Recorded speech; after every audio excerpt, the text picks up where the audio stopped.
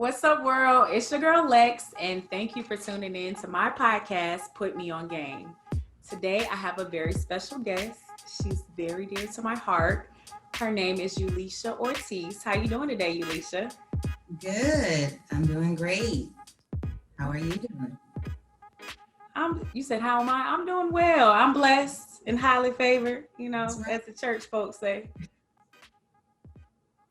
But anyways, so I just want to sit down and talk to you today about entrepreneurship. I know you're doing a lot of things in your community. Well, not just in your community, but around the world. And I'm excited and I want people to know your story. But first, I want to ask you, with all that's been going on in the world today with the pandemic and COVID-19, how have you been coping?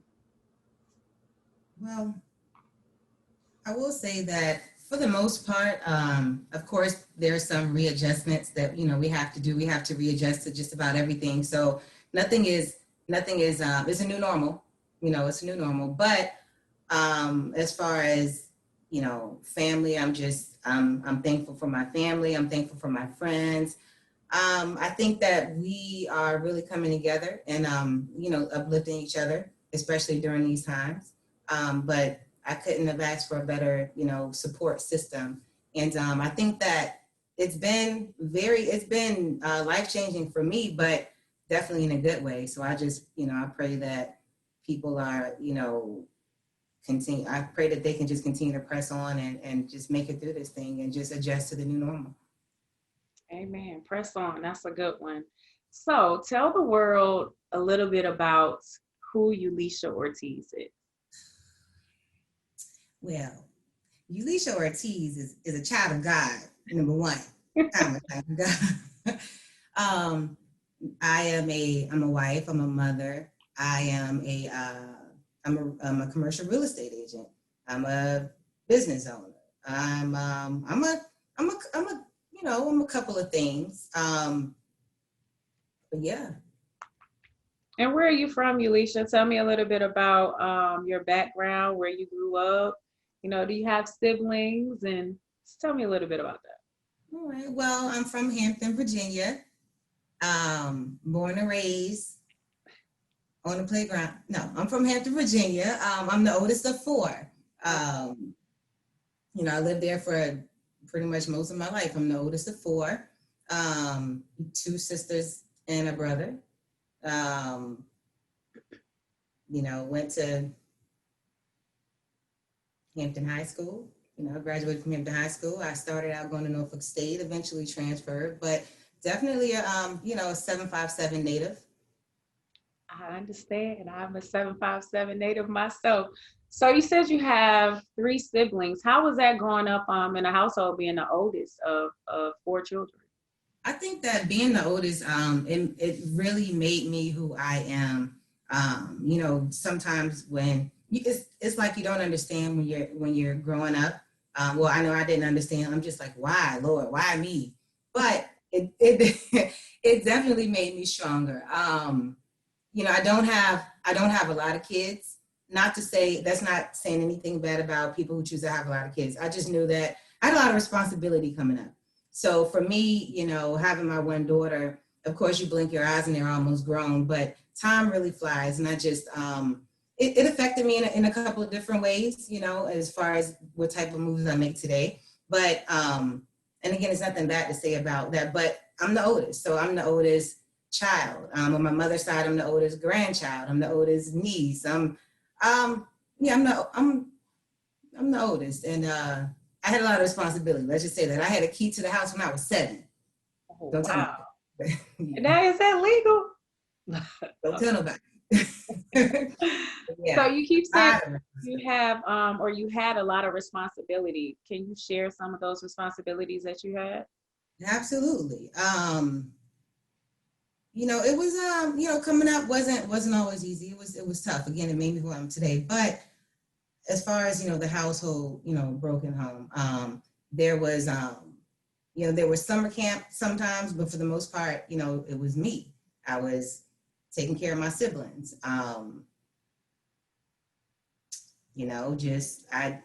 Cook and clean, do stuff like that. my mom was working. And shout out to my mom. She's definitely my rock. But it just taught me a lot of responsibility. Like I said, I really did like have a key when I was 7 to the house. So I was watching myself. I'm a good 5 years older than my next to the oldest sister, 7 years older than my baby sister, 8 years older than my brother. So I was little mama Ulesha, So with helping out. that responsibility, how old were you when you had your first job? So this is a little story behind that. I actually of course, doing summer programs when you're coming up. I think I started summer programs when I was like 14 or 15. Now, around the way, if you're from where I'm from, everybody knows about West Teleservices. I actually got my first job there. I was 16. It was literally on my birthday. I thought we were going to get something to eat. We went to get me a job, and I've been working ever since. I've been working ever since. Again, in my household, a lot of things weren't necessarily, right, or wasn't the typical household. So I found myself, I helped out a lot. And again, it was responsibility at an early age. So do you feel that responsibility that you gained at an early age that, I'm not going to say most, but a lot of us may not have gained? Do you feel that helped you become who you are today? I absolutely, I think it did. Because I was one of those. And again, if you know me, it's like, if you know me, if you don't, then you may not have any idea. But, just again, working, helping my mom do stuff, pay bills and stuff, doing stuff that adults would, normally do at the age of 16. It's crazy because there was a post that I actually saw a couple of days ago, and I was like, man, that's me. It was a post saying something about feeling bad about when you're a teenager, just your upbringing, just feeling bad about spending money on stuff, because at the end of the day, you may your family may need something. So I was one of those kids where I didn't really splurge, and actually that affects the way I spend money now, which I'm good. I'm thankful for that, but I didn't really splurge. I wasn't one of those kids that, went to work at West or went to work and was able to spend their money on clothes and shoes. And it's not that I was forced to help my family. It's just something that's always been in me. So materialistic things don't really, you know what I'm saying? They don't really, I don't really have a need for materialistic things, though I do treat myself from time to time. You always got to treat yourself. You have to. So at what age did you decide that you wanted to be an entrepreneur? The crazy thing about that is I feel like, mentality can definitely be a generational curse. Mm-hmm. I say that because I didn't know that I wanted to be an entrepreneur until I was grown, because it wasn't instilled in me. It was, the only thing I knew was to work, go to school, go to college, and to be an employee. So it wasn't something that was instilled in me, though. I've always known, you can have a side hustle, or it's good to have your own business, but I really didn't know, too much about it, entrepreneurship, I didn't really know, let's just say I didn't really value that until recently, like, as I got older. I would say literally, in my mid-20s. Hey, Ivy. Wow. So you said that you weren't raised like that. Do you, I know you have a daughter, Chloe, she's so beautiful. Do you want to instill values as far as entrepreneurship in Chloe, or do you want to teach her that, it's okay to work for someone else? How do you feel about that? I absolutely want to instill that into her. As a matter of fact, she actually is a business owner. So my daughter, she owns a cupcake business, and she actually does pretty well. Business is really starting to pick up. And I'm a firm believer. So I'll just go back a little bit. When you're growing up and you don't have, I think, again, one of the things that made me, what I am today is being that you come from a household of 4 kids and you're constantly being told no. So, Mom, can I? No. Can I? No. It's just like when you hear no all your life, it can either make you or break you. So I think for me, it turned me into a problem solver. And I see that now in my present day life. It is, again, it's a jewel. It definitely is a jewel. But, just being told no all the time, it makes you, again, it makes your mentality different. So I always figure out ways to, to solve problems and to generate, revenue for entrepreneurship. So with that being said, my daughter, she loves to bake. She watches all the baking shows. She's been doing it since the early age. So when she turned 10 years old, I said, you know what? And I'm always trying to think outside the box. I said, you know what? Let me give her something that has value to it, and something that she can appreciate once she gets older. So what I did was I got all the paperwork together and I gifted her a business for her 10th birthday.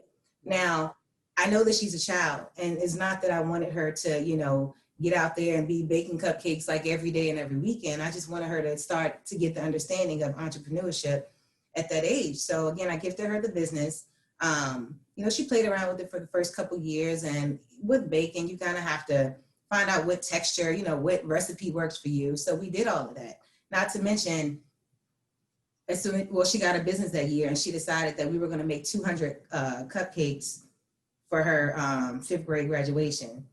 So she got right to work. And again, I don't know how to make these cupcakes. I mean, of course I helped her, with her ingredients at first and try to help her figure out what texture works best. But she makes them all by herself. She makes the icing all by herself. And then the only thing I can do is help her pipe the icing every once in a while. So she's literally made this business her own. I'm very proud of her. She understands the importance of business. She does not want to work for anyone when she gets older.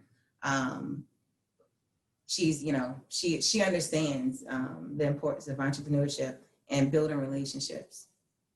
That's dope that you're instilling that in your daughter, because I feel like at times our culture, because we have so many hardships, our parents aren't able, parents within our culture, they aren't able to teach their kids that. A lot of times they teach their kids, go to get good grades, go to school, pick a college to go to, try to get a scholarship because I can't afford it, go to college, get out of college and get you a job, and work towards this so-called American dream. But they forget things like teaching us how to deal with finances, teaching us that it's okay not to work for someone else. It's okay to go in business for yourself, or even at times it's okay not to go to college. Everybody doesn't have to go to college. I'm grateful for, my degrees that I have, but I know that it's not meant for everyone. And I wish that our people could move a little bit more towards teaching independence when it comes to, your lifestyle. But you said that you're married. So how does your husband feel about you being an entrepreneur? He's very supportive. We're like night and day. I am the one who's, I have an outgoing personality to a certain extent, but I have an outgoing personality. He's very quiet and laid back. But what I love about him is that he has always allowed me to be me. He's never tried to change me. We vibe very well. We've been together for a long time. We've been together for over 15 years. So we really know each other. And again, not once has he tried to change me. He's always been supportive. And he is like, I would say, I laugh and joke with him all the time because he is like, he provides the stability. And I'm the one that I'm the free spirited one. And it hasn't always been that way. But I'm the free spirited one. And sometimes I have to will myself back in because I can be just that free spirited sometimes. So it works. That is funny you said being free spirited. That's a blessing. And that's one of the qualities that I feel myself that entrepreneurs need to have. You need to be able to have a free spirit. You need to be able to take, risk at times. And I feel like that's how you get to where you want to be. So thinking about yourself and growing up, We all know they say hindsight is 2020. Looking at what you know now and looking at how you grew up, what would you go back and tell your 15-year-old self? Hmm. I would tell my 15-year-old self, hmm,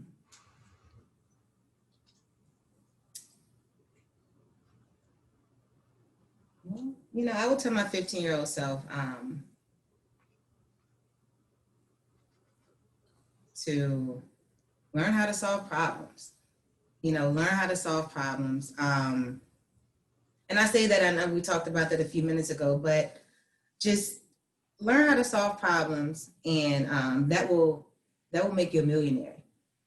I'm a firm believer in that. And it's not necessarily, it's not about, it's not about money, but even just in life, period. Because, the way that I grew up, again, it's like you're always being, again, constantly being told no. It's like it made me a problem solver. And that's actually been working for me, very, very well in everything that I do. I haven't always been an entrepreneur. I have, like you said, with the college, I went to college, I graduated. Not in the 4-year track, because I really didn't know what I wanted to do, so I was one of those extended college students. But right after that, I went and got my master's, and I'm thinking, I'm working for the government at this time. And then after that, I actually enrolled into my doctor's program, and I'm just like, you know what, after a year of that, I'm like, what am I doing this for? And I'm not knocking education at all, because it's necessary. I personally I want my daughter to get a degree, but I want it to be in something that she's passionate about, just because, as a backup. But luckily, where I live, they have dual enrollment, and you can actually get that in high school, or at least be halfway done. So we have a little plan that we're trying to stick to. But I kind of forgot. I lost. Okay. Okay. No, but again, I'll tell my 15-year-old self. I would say learn how to solve problems, but also get a mentor, get a couple of them. Surround yourself around. And I know it's hard to say because you're a teenager, you think you know everything, but get a mentor. Surround yourself around people that uplift, positive people. If you see somebody doing something that you have interest in doing, then, just hang around. Yeah. You know what? That's one thing I can say about you from what I know about you. You've always had a mentor. Like you even encouraged me to get or have encouraged me to find a mentor. And I like that. You even when you come and visit, you're always, even if it's not business, you always make some type of business out of your leisure trips or whatever. You always go and meet with mentors. You always go and meet with people that are like-minded with the things that you're doing, and I really like that about you. So you're a Black female. You just recently became an entrepreneur on this long road to entrepreneurship. What, if any, what are some of the hardships that you may have faced recently while becoming an entrepreneur?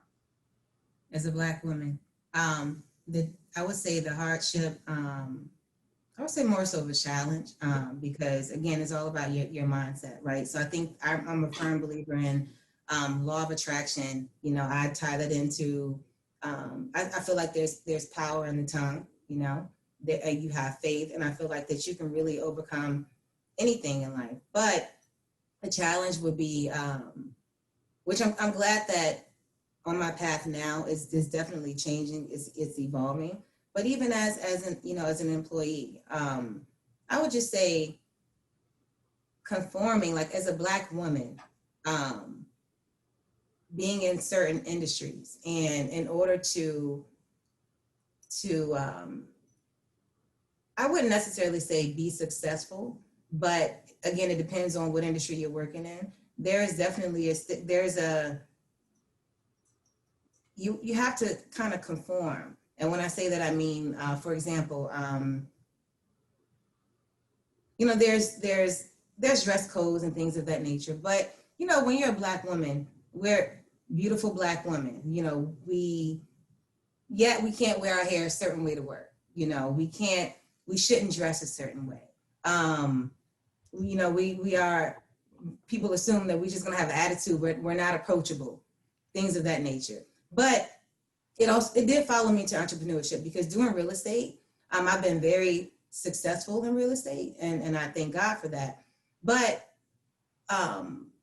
again, you know, you're serving clients. So with that being said, I still, you know, have to, you know, look a certain way, you know, carry myself a certain way. I felt like that at times I feel like I'm being forced to be someone that I really don't, you know, want to be.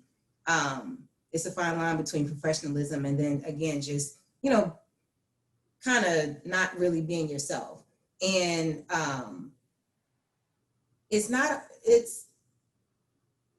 that's something that it's not that I fight with it, but that's something that I'm conscious about in the back of my mind, because first and foremost, I'm a Black woman. But again, there's a difference in the way that, you know, people treat you because of the way that you look. I mean, I'm not saying that because I'm Black, you know, they're going to treat, I can't answer that question or that part of it, but I do know that at the end of the day, I just want to, you know, go and get some beautiful braids like you have, and, you know, working and doing luxury real estate. That wasn't always the case. I knew that if I did that, it would be a chance that, you know, I may not get the clients that, you know, I may not get clients based off of that, because people can be very judgmental, and without even knowing who you are as a person, they can really judge you. And with everything that's going on nowadays, I mean, it's, you know, and I'm not saying Black people, I'm just saying, you know, whether it's, you know, whether you come from another country, you know, whether you are Caucasian, whatever the case. I think that as a Black woman, you definitely have to work a little harder. We have to work harder than others. But, you know, I stay true to myself.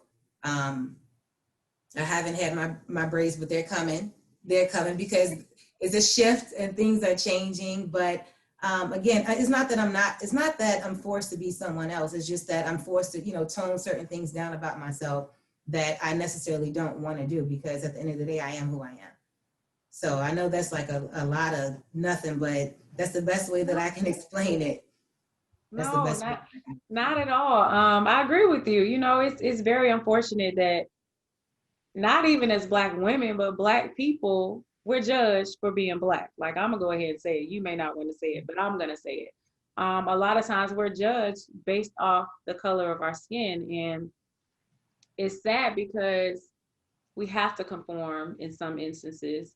And I don't want to say what is conforming. We have to wear the mask. You know, some people say, "Oh, you're being fake." No, I gotta wear the mask because right now, you know, I'm not in a room where I'm in a position to call the shots. You know, and I'm gonna wear the mask, and I'm gonna do this, but eventually, I'm gonna be able to call the shots, and I'm gonna be able to wear my knotless braids and my neon pink lipstick to the boardroom if I want to, you know. But it's unfortunate, but your day is coming, and you're gonna be able to get the braids, honey. Oh, So it's here, and it's like creating your own seat, you know. And I'm grateful for that, because, like I said, things are shifting, and I am, you know, tables are turning, but that's I'm at a say point where that's turning. I'm at a point where I'm you know, able to just to be selective. I think that's the key, to be selective in what I want to partake in. It's no longer about, you know, me trying to appease clients, or, you know, to find relationships, you know, to build. Is actually, I'm at the point where, you know, people are coming to me for that. And I say that in the most humble way as possible. But, you know, I think that, you know, now is my time. And this this pandemic is definitely brewing creativity from all different angles, especially, you know, in our community. And I definitely like what I see, but I am definitely at a point now where I'm gonna get my braids soon. Well, make sure when you get your knotless braids, you send me a picture. I will. So put me on game and leave me with 3 qualities that someone needs to become a successful entrepreneur. Or if you don't want to name 3, just give me some, put me on game and leave me with some pointers that someone should have. Okay. Number one, I talked about the problem solving all the time. To be a successful entrepreneur, you have to know how to solve problems, because again, that will take you very far. Whether it's relationships, whether it's wealth you're looking for, whatever it is that you're looking for, that will take you very far. I will say that financial literacy, that's something that I'm really, really big on. And again, I didn't have anyone to teach me. All I knew was to work, get paid, pay taxes, sell some dinners on the side. but financial literacy is really important. I'm at a point now where I feel like it's never too late, but I love what we're doing when we are, I'm trading stock now, whether it's flipping or investing in real estate, investing in different projects. I think that financial literacy is definitely key. That's a jewel, that's a gem. And, I talked about what mentality, your mindset means everything, because again, your upbringing can either make you or break you. You can either, follow that same, you can follow that same path, or you can go in a total opposite direction. And for me, I chose to go in an opposite direction. Sometimes, I may not know everything that I want at times. Well, coming up, I didn't know what I really wanted. I'm the type where I changed my major a couple times, which is why I was an extended student. But I do know what I don't want. And that's in education. That was in, relationships. So yeah, I know what I don't want. I knew what I didn't want, but sometimes I didn't know what I really wanted. So I would say your mentality, it determines a lot about, who you become as a person as you get older as well. And I think going back to what I said earlier, I think that mentality can be a generational curse. Well, I see that you have not allowed mentality to be a generational curse for you. So, absolutely not. Thank you for talking with me today, but I want to have a little bit of fun right quick, and I want to do some rapid fire questions with you if you don't mind. Are you okay with that? Yeah, I'm fine. Okay. All right. So, what is the best advice you've ever received? The best advice that I've ever received was to keep your mouth closed. Who told you that? Your mama? No. Keep your mouth closed. And I, sometimes I've learned you don't want to speak, to speak too soon. Sometimes you don't want to see me. I share my success. I know the people who are for me, and the people that I'm around. Like I don't keep my mouth closed when it comes to my loved ones, people that I really care about, because I don't know. I'm just, that's just my personality. But keep your mouth closed until it's the right time. It's a time, place for everything. But keep your mouth closed, because I'm a firm believer in too. You don't, again, you don't want to speak too soon, and you don't want people preying on your downfall. So wait for the right time to open your mouth, and honestly, you don't even have to. I shy away from, the public view. I shy away from a lot of things that I'm doing right now, like as far as the entertainment industry. I'm actually, technically now I'm in the entertainment industry. Like I'm doing, film and working with a lot of people in the industry. I have I have high-end clients, I have business partners, and they're all tied into the industry. And there's some, pretty big people in the game. But I keep my mouth closed because I don't like the attention. I think that I'm definitely I'm the silent assassin. I like to do stuff behind the scenes. So you're never going to see me, out there like that, unless I absolutely have to be. But keeping your mouth closed it avoids a lot of just a lot of bad energy. Yeah, I understand. I know some people that could use that advice. So if you had a superpower, what would it be and why? My superpower would be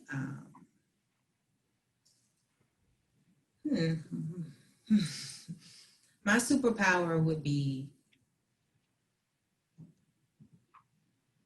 well, that's a tough one. Just one? Just one? Give me a couple. What would your superpowers be? Okay, I would like to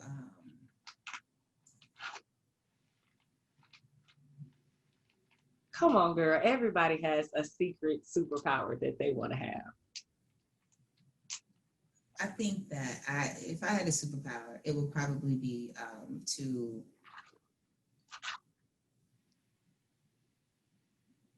I would say just anything that has to do with like knowledge. Like if I knew everything, and maybe that's not so much of a superpower, but if I knew everything, that I could actually solve a lot more problems and make the world a better place, you know. That's so sweet. On everything. I would want to be able to see the future, so I could change everything. But that would scare me sometimes, but yeah. I get it.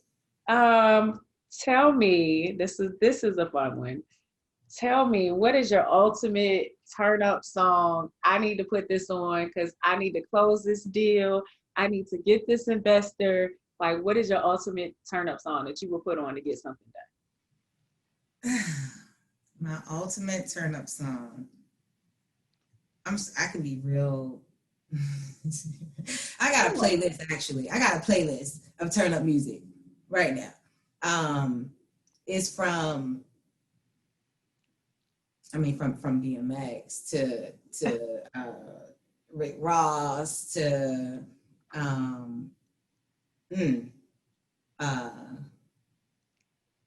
I got a lot of turn up songs. I have to think about that. So it's definitely hip hop. Oh yeah, definitely hip hop. Definitely trappish. Yeah, that's DMX and Rick Ross. That's not that trappish. Trappish, girl. I have 3-6 Mafia and Crime Mob on my turn up. Crime Mob. That's a story for another day. Tell me, what's your biggest pet peeve? Oh God, my biggest pet peeve is and I was just talking about this with my business partner today. It's a couple of things, but I don't like to waste time. You know, I don't like for people to waste my time. I don't like to waste time. I think that time is valuable. And I think that I'm at the point in life where I am now trading money for time, you know, getting more passive in everything that I do. And I value that. And time is something that you can't get back. So wasting my time is the biggest pet peeve. That would be the biggest, yeah. I understand. Okay, so one last question. No. Oh my goodness. When you hear the words food stamps, what's the first thing that comes to mind? From food stamps to a whole nother domain. Got it. No. So much, Ulesha. That's one of my songs. That actually is one of my songs of my songs on my playlist. Okay. So I think that I listen to songs that, you know, take me back. It reminds me of where I came from. I got, you know, Mask Off. That's one of the songs on my playlist. Lifestyle, you know, what is it? What it do? Young Thug. I listen to some old. My daughter, she jokes me all the time, but certain songs really resonate with me, and I keep them on a playlist, and I play them all the time. So yeah, I can definitely relate to that. So thank you so much, Ulesha, Mrs. Ortiz, for sitting down and talking with me today on Put Me on Game. Can you tell everyone where they can find you on social media so people can keep in contact with you and follow your success stories and with your entrepreneurship? I just said that I like to stay in the background. Oh, you did? You know what? No. You said you like to stay private. It's okay. No. I'm actually not. My page is not private. I'm learning. I'm actually I'm a work in progress. So I do have a public page. No pressure. No, my Instagram is your new home girl, your underscore new home underscore girl. Yeah, that's my Instagram. Ulesha Ortiz on Facebook. I am trying to get better at social media. I don't I post, but I go and I read a couple things. Me and social media, I follow a lot of people that are inspiring. I have to learn something from social media. I can't just be sitting up there looking at it's stuff that I don't care for, a lot of materialistic things. I don't really care for that. So if you're up there talking about some stocks, if you're up there talking about some flips, doing business, owning business, supporting each other, uplifting people, that's what I'm for. And I follow those types of people. But my page is pretty dry. If you want to go up there and check me out, again, your underscore new home underscore girl. All right. Thank you, Ulesha. And honestly, if you need help with your social media, I can help you get your girl up.